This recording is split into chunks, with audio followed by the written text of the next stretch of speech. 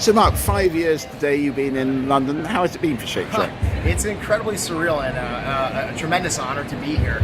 Like, being New Yorkers, we look at London with such reverence that to actually open a restaurant here has been a dream come true for all of us. When we opened London, this was like a massive change for our company.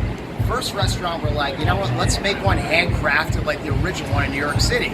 So we flew over a year before we opened up. We went up to Aberdeen. We're looking at all the different cattle ranches. We're working on like localizing our fries. Anything we can do to make this a very special location, that's what we wanted to do. So London is an amazing city. I draw so much inspiration from it. I have so much deep admiration for all the chefs and all the people. We want to bring our A game here. So we doubled down when we opened in London. It was the most handcrafted Shake Shack we've ever done since the original. So what are the differences between London and New York for burgers?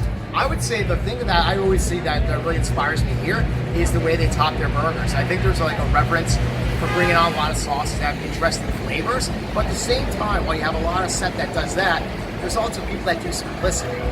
But you got guys that'll do a cheeseburger, but they'll have you do 45 dry age day burgers, where like the funk in it with the cheese, like the architecture is always perfect.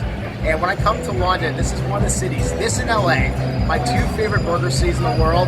I come here, there's too many people I have to say hi to, whether it be my friends at Bleecker, Patty and Bond.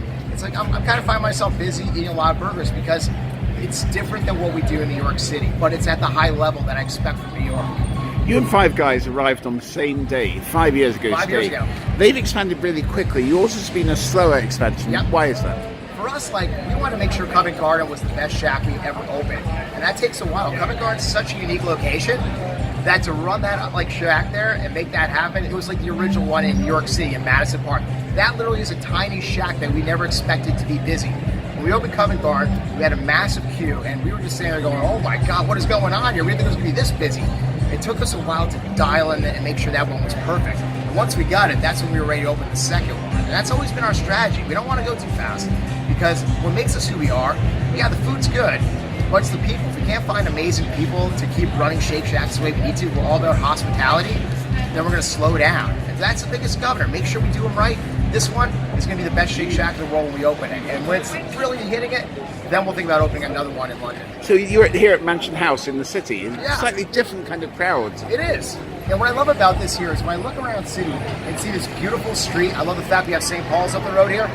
We have a massive window on this side of the Shack. This is actually the brightest Shake Shack we've designed for London. We want to take all this light, all this action on this street. I've been here for the past 3 days and have not seen this street ever quiet.